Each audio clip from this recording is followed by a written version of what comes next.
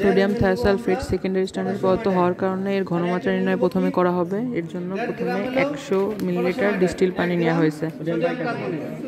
এরপরে 3 ml হলো দিয়ে এর মধ্যে একটা রিঅ্যাকশন করবে। কি করবে?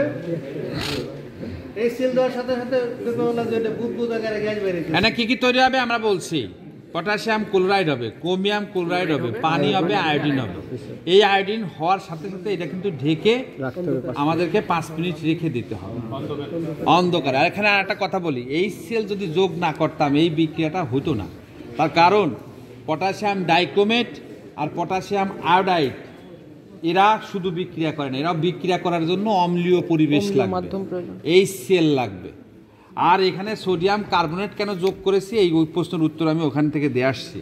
সোডিয়াম কার্বনেট যোগ করার উদ্দেশ্য যে কার্বন ডাইঅক্সাইড তৈরি হবে বাতাস, যাতে কোনো কারণে ওই এইচআই তৈরি হয়ে সেই এইচআই অক্সিজেন দ্বারা জারিত হয়ে যেন আয়োডিন তৈরি না করে ফেলে।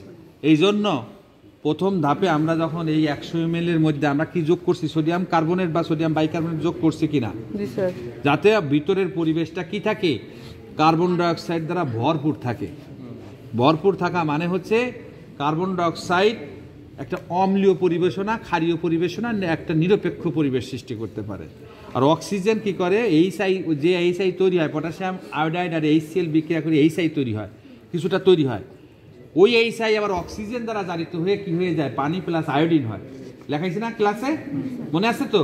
তো সেই কারণে আমরা এইখানে এই সোডিয়াম কার্বনেটটা যোগ করে রাখি, যাতে ওই ভিতরে শুধু এইচসিএল আর সোডিয়াম কার্বনেট যোগ করলে কার্বন ডাইঅক্সাইড তৈরি হয়ে ভিতরে কার্বন ডাইঅক্সাইডের গ্যাসে ভরপুর থাকে। হ্যাঁ, এই যে দেখো এখন মাপবো আমরা 1.5 গ্রাম নেবো, অর্ধেক নেবো। আমরা এই অপচয় করবো না, অপচয় করে হলো শয়তানের ভাই ও বন্ধু। ঠিক আছে, আমরা অর্ধেক নিয়ে কাজ করবো।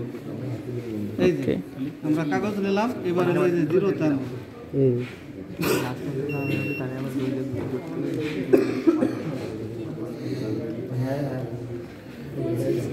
শেষে যায় বলতে হবে আমি কি কি যোগ করেছি, তোমার বলতে হবে এখানে দাঁড়াই। Okay sir. সুতরাং তুমি কোথায় মনোযোগ দিয়ে কোথায় মনোযোগ হারিয়ে ফেলবা আর কিচ্ছু মনে নাই, এটা হবে না। এখানেই নগদে বলতে হবে। এই যে আমরা প্রথমে নিয়েছি 100 ml ডিস্টিল ওয়াটার, এরপরে হলো আমরা 1.5 গ্রাম এই পটাশিয়াম আয়োডাইড কিন্তু অনেক দামি পদার্থ, বিশুদ্ধ পটাশিয়াম আয়োডাইড অনেক দামি। এটা প্রায় আমি যখন এক সময় কিনেছি প্রায় 6000 টাকা কেজি, এখন জানি না কত। এখন এটার দাম হলো 20,000 টাকা কেজি। আমি যখন কিনেছি তখন 6000 টাকা কেজি, এখন কত হয়েছে? বেশি হয়ে গেল না স্যার? ভয় বেশি হয়ে গেছে না, অসুবিধা নাই। এই যে আমাদের আছে না, কমাইনো আটকা ফেলছেন তাই কাছাকাছি হলেই হবে, একেবারে অ্যাকুরেট না হলেও হবে, তবে মনে করতে হবে কাছাকাছি যতটুকু নিয়ে যাওয়া যায়। এটা কি বিষাক্ত স্যার? না, পটাশিয়াম আয়োডাইড বিষাক্ত না। চেক করবা তো? শুনে দেখলাম, একটু দেখলো গালে চলে চলে গেল। 1 কেজি সোডিয়াম ক্লোরাইড কিনা যায় ধরো আমরা বাজার থেকে যেটা কিনি 40 টাকা, এটাও একটা লবণ, এর দাম 20,000 টাকা।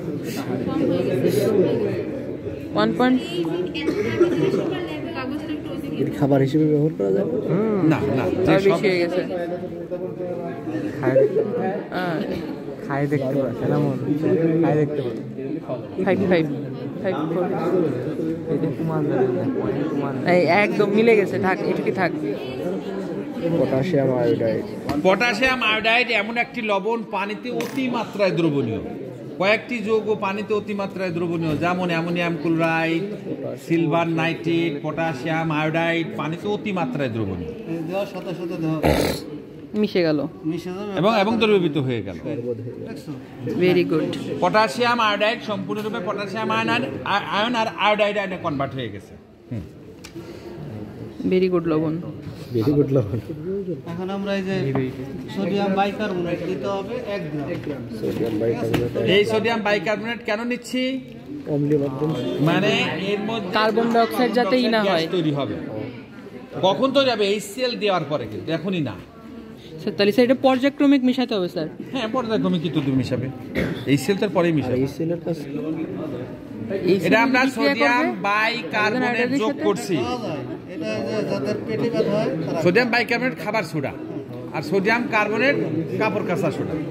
এটা হচ্ছে গ্যাস হলে পরে স্যার খাই। এটা নেবো আমরা কতটুকু, 1 গ্রাম, ওইটা 1.5 গ্রাম, এটা 1 গ্রাম। না না না 1 গ্রাম ওই না এখনো। এখন বেশি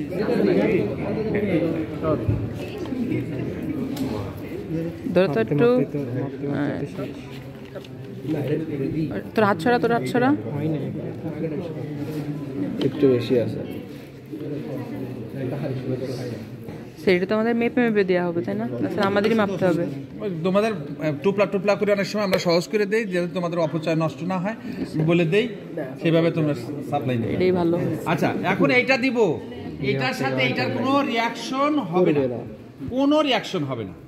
পটাশিয়াম আয়োডাইড এবং এই সোডিয়াম বাইকার্বনেটের সাথে কোনো রিয়াকশন হবে না। কখন রিয়াকশন হবে আমি তখন বলবো। এটা জাস্ট আয়নিত হয়ে যাবে আর কি, just sodium bicarbonate, sodium ion আর বাইকার্বনেট আয়নে ডিভাইডেড হয়ে যাবে জাস্ট এই দ্রবণের মধ্যে। এরাও কিন্তু টোটাল দ্রবীভূত হয়ে যাবে, কিন্তু কোনো রিয়াকশন নাই, এখন পর্যন্ত কোনো রিয়াকশন করেনি। পটাশিয়াম আয়োডাইড এবং সোডিয়াম বাইকার্বনেটের কোনো রিয়াকশন হবে না। 3 ml গাঢ় HCl নিচ্ছি, পটাশিয়াম আয়োডাইডের দ্বিগুণ পরিমাণ HCl নেব। HCl নেওয়ার সাথে সাথে কিন্তু বুদবুদ আকারে কিছু গ্যাস বের হবে। কার সাথে বিক্রিয়া করবে?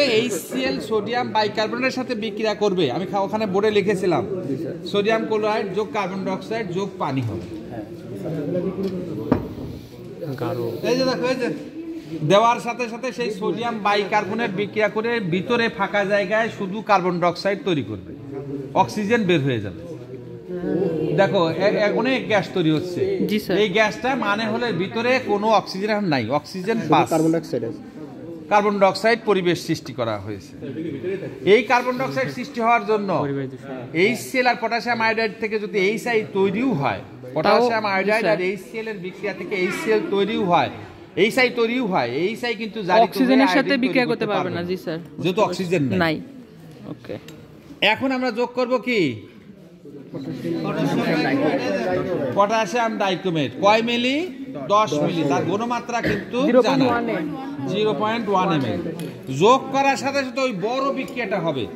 কি হবে? বড় বিক্রিয়া মানে কি? পটাশিয়াম ক্লোরাইড, ক্রোমিয়াম ক্লোরাইড যোগ পানি প্লাস আয়োডিন। এই আয়োডিন শুধু দায়িত্ব কার? এই আয়োডিন বের করার দায়িত্ব এই পটাশিয়াম ডাইক্রোমেটের। দেওয়ার সাথে সাথে আয়োডিন তৈরি হচ্ছে। এটা কি করতে হবে? 5 মিনিট সময় দিতে হবে, অন্ধকারে রেখে বিক্রিয়াটি অন্ধকারে রাখবে, ঢাকনা দিয়ে রাখতে হবে। ইয়েস, এই ঢাকনাটা দিয়ে আমরা আয়োডিন, যাতে আয়োডিন উড়ে না যায়। আর আয়োডিন যা দ্রবীভূত ওর মধ্যে হবে, পটাশিয়াম আয়োডাইড কিছু দ্রবীভূত হওয়ার জন্য ভূমিকা রাখবে। তার কারণ পটাশিয়াম আয়োডাইড এখন এই বিক্রিয়াটা হচ্ছে HCl মাধ্যম। কিন্তু স্বাদ অনুপাত বাদামি কালার আসছে, আসছে কিনা? 5 মিনিট পর গাঢ় বাদামি কালার আসবে। আয়োডাইড লাগে রয়েছে, আয়োডিন, হ্যাঁ আয়োডিন লাগে রয়েছে। এটা আমরা ধুইয়া ভিতরে দেব ভিতরে, এবং এটারও আমরা গলা সহ একটু চারপাশ দিয়ে পানি দিয়ে, যদি একটা লেগেও থাকে এই ঢাকনায়, আবার ওই ভিতরেও যদি একটু লেগে থাকে কোনো গাত্রে, ভিতরের গাত্রে, যাতে আমরা পানি টানি দিয়ে একেবারে তাহলে হালকা বাদামি করা লাগবে, ঠিক আছে? এখন আমার প্রাথমিক পার্ট আছে 0 সোডিয়াম থায়োসালফেট না? হ্যাঁ, সোডিয়াম থায়োসালফেট দাও। আচ্ছা, এই বুড়ে কেমনে কনিক্যাল ফ্লাস্কটা ধরতে হয় দেখো। এই যে দেখো, এই যে তোমরা যারা মিশক করো তারা জানো 3 আঙ্গুল উপরে থাকে, 2 আঙ্গুল নিচে থাকে। এই যে ধরার সিস্টেম, এই যে এটা আর জীবনেও ছুটবে না, ঠিক আছে? আর 3 আঙ্গুল দিলে তোমার পুরোটা ধরতে হবে। 2 আঙ্গুল ভিতরে থাকবে আর 3 আঙ্গুল, এই 2 আঙ্গুল, 1 আঙ্গুল নিচে, 1 আঙ্গুল উপরে। তারপরে নিচের আঙ্গুল দিলে নিচে চাপ দিলে পরে পড়তে থাকবে, উপরে আঙ্গুল দিয়ে কন্ট্রোল করতে হবে। তাহলে আমরা কাজটা শুরু করি। আর এটা আস্তে আস্তে দিতে হবে, কারণ এই যে স্যার বলছে না এর মধ্যে অক্সিজেন আছে, কার্বন ডাই অক্সাইড ঢুকে গেলে তাহলে তোমার তাড়াতাড়ি দ্রবণটা চলে যাবে। আচ্ছা, এখন যে এটা ঢালবো, এটার সাথে নিচে কারোর বিক্রিয়া হবে না, শুধুমাত্র আয়োডিনের সাথে বিক্রিয়া হবে। আয়োডিন যোগ সোডিয়াম থায়োসালফেট বিক্রিয়া করে সোডিয়াম টেট্রাথায়োনেট হবে, আর কি হবে? সোডিয়াম টেট্রাথায়োনেট আর সোডিয়াম আয়োডাইড হবে। যোগ করা শুরু করছে।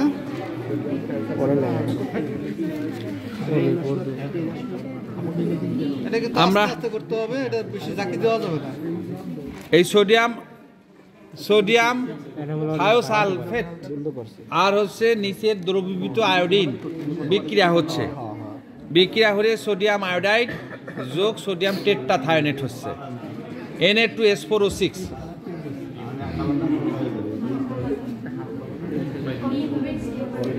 হালকা বাদামি না অবদ্ধ দিবা,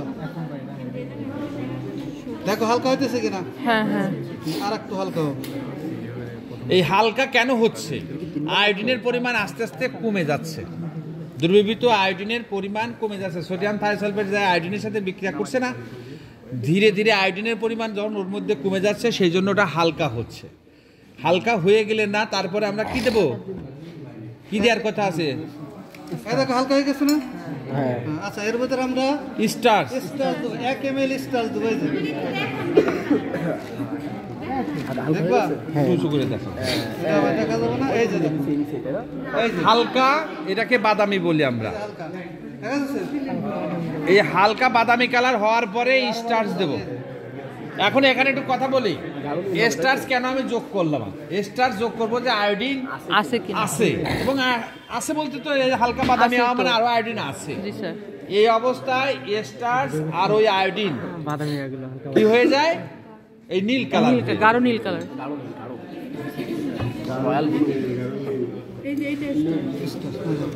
আচ্ছা, এই যে দেখো স্টার্চ হইতেছে। স্টার্চের সংকেত কি? C6H10O5N বাইরে N একটা পলিমার অণু একটা। নির্দেশক, এটা হলো 1 নির্দেশক। মিলিলিটার। স্টার্চ, 1 ml স্টার্চ দিতে হবে। যদি পাতলা হয়ে থাকে তাহলে 2 ml দিতে হবে। অনেক সময় পাতলা হয়ে যায়, তোমরা 2 ml দিবা, পরিমাণ মতো দিবা। মোটামুটি গাঢ় কালার হইতে হবে। এখানে কি বিক্রিয়া শেষ হয়ে গেছে? না, কিন্তু আয়োডিন আছে। এই যে 1 ml, এই যে এটা দিলে এই দেখো, গাঢ় আয়োডিন গাঢ় নীল হয়ে যাবে। গাঢ় নীল মানে কিন্তু কালো কালো দেখায়। জি স্যার এই যে গাঢ় নীল। এটা গাঢ় নীল। এটা গাঢ় নীল। গাঢ় নীল অনেক সময় দেখতে মনে হয় কালো। Deep blue, deep blue, navy blue. এই যে নেভি ব্লু। কালো ঋষি মানে ওই যারা যে এই করতেছে দেখো, অনেক মাথার কালো ঋষি গুলো অনেকটাই থাকে। মাথায় একটু ঢালি ঢালি দিলে বেশি লাগে। করতে হবে। করতে হবে, বাড়িটা চলে যাবে। তাহলে আমরা ইতিমধ্যে 6, 7, 8 সাড়ে প্রায় 9 মিলি চলে গেছে। এই যে সোডিয়াম অক্সাইড যোগ করতেছি। সোডিয়াম আবার সোডিয়াম থায়োসালফেট আমরা যোগ করবো এখন। তারপরে না লাস্টে আমি কতটুকুন পাইলাম সোডিয়াম থায়োসালফেট। এখন এই যে হীন হয়ে যাবে। আয়োডিন যদি শেষ হয়ে যায়, সমস্ত আয়োডিন শেষ হওয়ার সাথে সাথে হঠাৎ করে সাদা হয়ে যাবে এটা। এই যে দেখো, এটা হঠাৎ করে সাদা হয়ে যাবে কিন্তু এই যে ঠিক আছে। হ্যাঁ হ্যাঁ বর্ণহীন। এখন কেন বর্ণহীন হলো? বাবাই আমাকে দেখো। এই শোনো, এখন কেন কালারলেস হলো? উত্তর হলো সমস্ত মুক্ত আয়োডিন সোডিয়াম থায়োসালফেটের সাথে বিক্রিয়া করে এর মধ্যে আর মুক্ত I2 নাই, আয়োডিন নাই। স্টার্চ থাকছে কিন্তু আয়োডিন নেই। আমি যদি ফেরেস আয়োডিন আবার দেই, ঠিকই এটা আবার গাঢ় নীল আসবে। যদি এর মধ্যে আয়োডিন যদি আবার দেই, তাহলে ঠিকই আবার এটা নীল কালার আসবে। এখন আমাদের কত মিলিতে আসলো? হ্যাঁ, আমরা দিয়ে দেখাবো তোমাদের। আয়োডিন যদি দিয়ে দেখাই দেখবে, হ্যাঁ সের ব্যবস্থা করতেছি। কিন্তু তুমি আগে আমার পার্টটা নিয়ে নেই। এবার তো আর একটু স্টার্চ দেওয়া হবে। স্টার্চ তো দিবে, ওটা তো দিবে। এটা তো চেক করবো। আমি বলছি যদি কত তোমার লেখো, 5 সোডিয়াম 10.3 থায়োসালফেটের গৃহীত সোডিয়াম থায়োসালফেটের পরিমাণ 10.3, নিচ্ছে না, ফোকাস নিচ্ছে না। 10.3 আরে নে রে ফোকাস। 10., আচ্ছা সেটটা আইছে। আমাদের V1 পেয়ে গেছো, ওই হইল, S1 নাই। বুঝিস না তুই? পটাশিয়াম ডাইক্রোমেটের 10 মিলি আগেই জানো, ও ঘনমাত্রাও জানো 0.1 মোলার। তাহলে এই সোডিয়াম থায়োসালফেটের ঘনমাত্রা জানো না, V1S1 = V2S2। 10.3 ধরে মানটা বাড়ি করে ফেলো। বের কর। অঙ্ক কর। আয়োডিন থাকতো তাহলে আবার এই যে স্টার্চ দিলে আবার আসতো। এই দেখো কিন্তু স্টার্চ দিলে পরে এবারে আসে না, দেখো হ্যাঁ কালার আসেনি আসছে কালার। না, তার মানে আয়োডিন নাই। কোনো মুক্ত আয়োডিন নাই। আচ্ছা তোমরা দেখতে চাইছিলে যে দেখো এই যে আয়োডিন আছে, হ্যাঁ পটাশিয়াম আয়োডাইড দিলেও হবে, পটাশিয়াম আয়োডাইড দিলেও আসবে।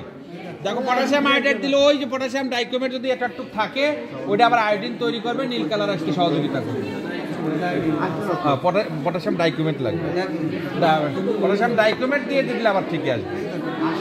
এই পটাশিয়াম ডাইক্রোমেট দিলে পটাশিয়াম আয়োডাইড থেকে আবার আয়োডিন তৈরি করবে, তাহলে আয়োডিন ঠিক ওই নীল কালার আসবে। ওই যে হালকা নীল কালার আসছে, ওই যে যে কালার হয়ে গেছে। এবার আবার আয়োডিন তৈরি হয়ে গেছে।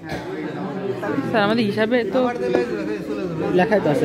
ও লেখা তো হয়ে গেছে, হ্যাঁ লেখা। আবার থায়ও দিলে আবার চলে যাবে, ওই আয়োডিন মুক্ত আয়োডিন আবার বিক্রিয়া করবে ওর সাথে। এরকম সারাদিন ধরে করতে পারি আমরা। মুক্ত আয়োডিন থাকলে স্টার্চ নীল হয়, না থাকলে সাদা হয়ে যায়। আচ্ছা তাহলে এখানে কত আসলো, কত বলবো না, কত আসলো সোডিয়াম থায়োসালফেটের?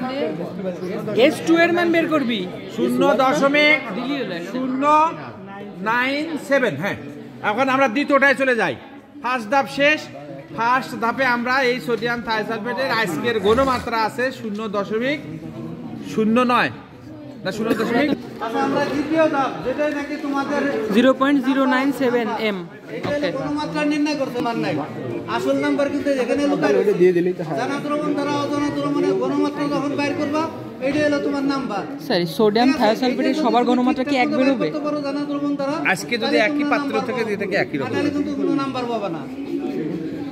তাহলে আমরা এই যে এখান থেকে 10 তাহলে এটা হলো আমাদের সুবিধা। কপার আর হলো যে নিকেলের নিকেল থেকে, হ্যাঁ এই যে আমরা ঢাকায় নিয়ে এখান থেকে 10 নিব। নেওয়ার সময় এরকম করে নিলে একটু সুবিধা হবে, মানে সব যে কপারের যদি কোনো কারণে দু একটি দানা নিচে যদি হয়ে থাকে তাহলে উপর থেকে নিলাম, নিচে ঘরের গারত্ব বেশি থাকবে, সেই কারণে আমরা নেওয়ার সময় একটু চেক করে নেব। ওইটা পরেরটা খেয়াল করো, আমি এখানে দুইটা লবণের মিশ্রণ আছে, ধরো কপারের লবণ আর নিকেলের লবণ। তা আমি বলছি যে কপারের পরিমাণ নির্ণয় করার সময় নিকেল কোনো বাধা সৃষ্টি করে না, কিন্তু নিকেলের পরিমাণ নির্ণয় করতে গেলে কপার বাধা সৃষ্টি করে বলে কপার পদক্ষেপ করে আমরা আলাদা করছিলাম। করে নিছিলাম।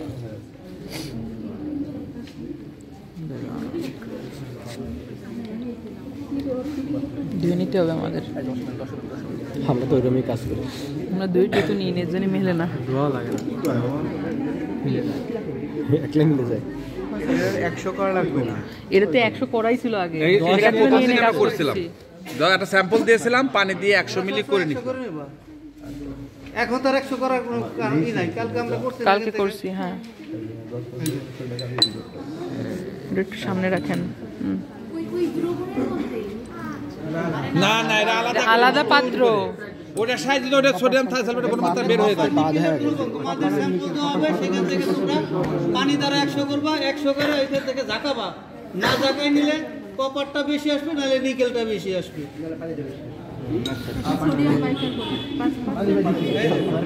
5% সোডিয়াম বাইকার্বনেট, 5% সোডিয়াম বাইকার্বনেট। আচ্ছা এখানে আমি বলছিলাম, ক্লাসে বলছি যে সোডিয়াম বাইকার্বনেট যোগ করার উদ্দেশ্য,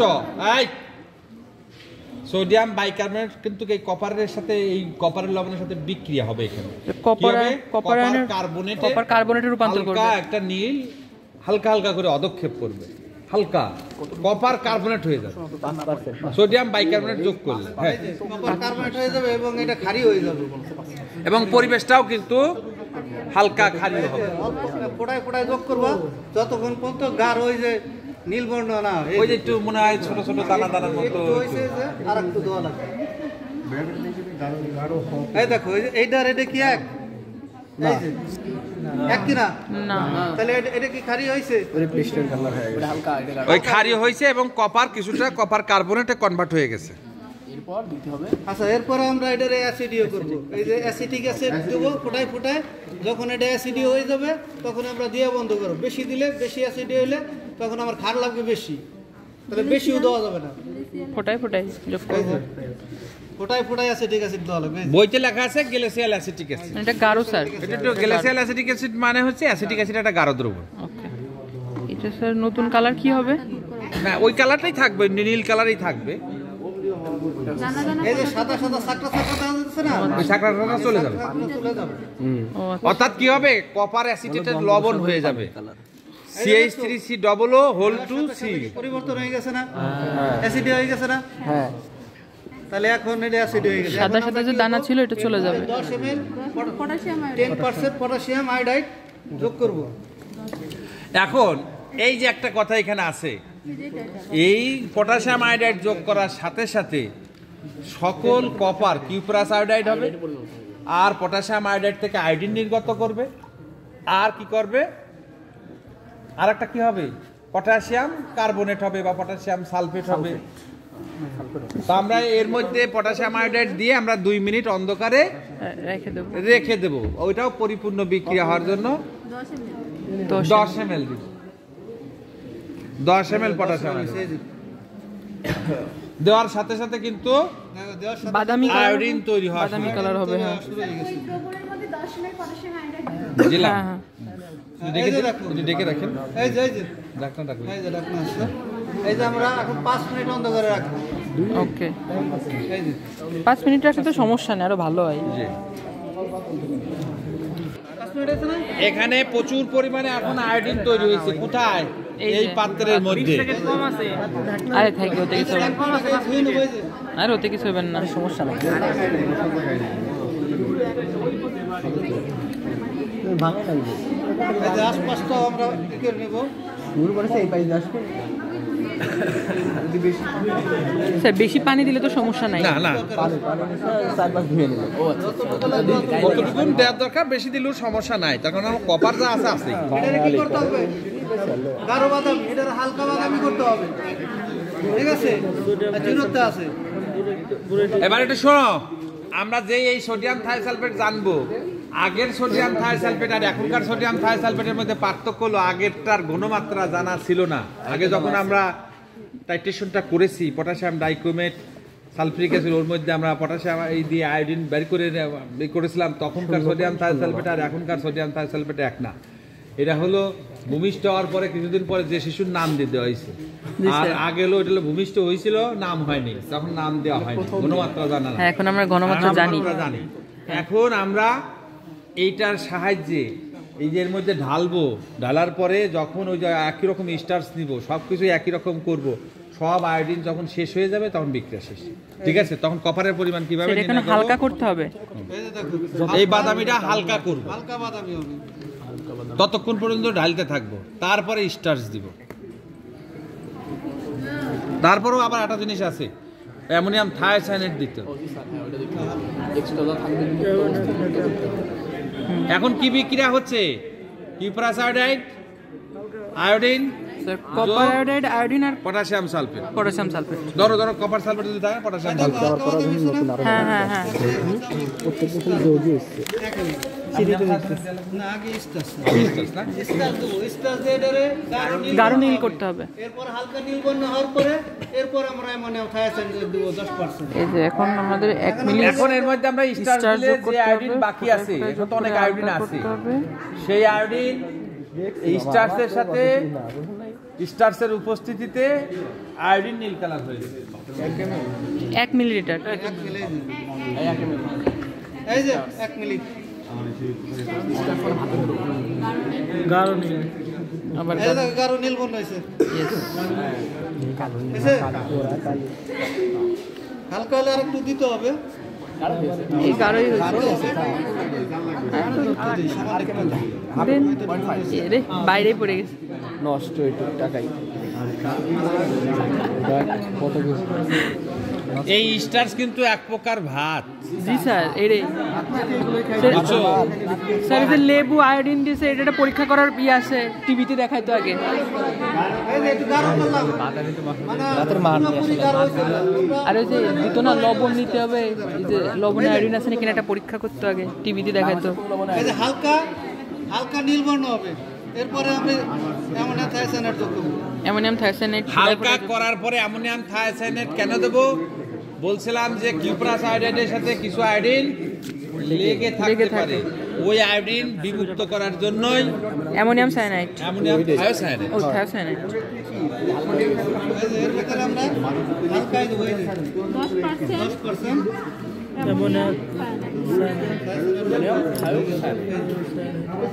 সামনেটা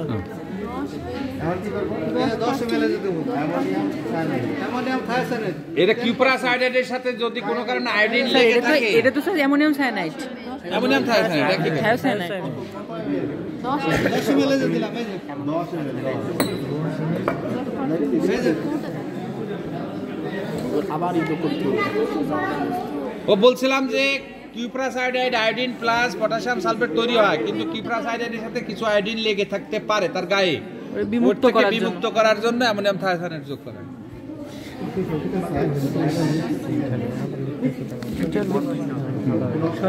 এটা কিন্তু বেশি লাগবে না, খুব দ্রুত স্লো। চলে গেছে। সাদা চলে আসবে।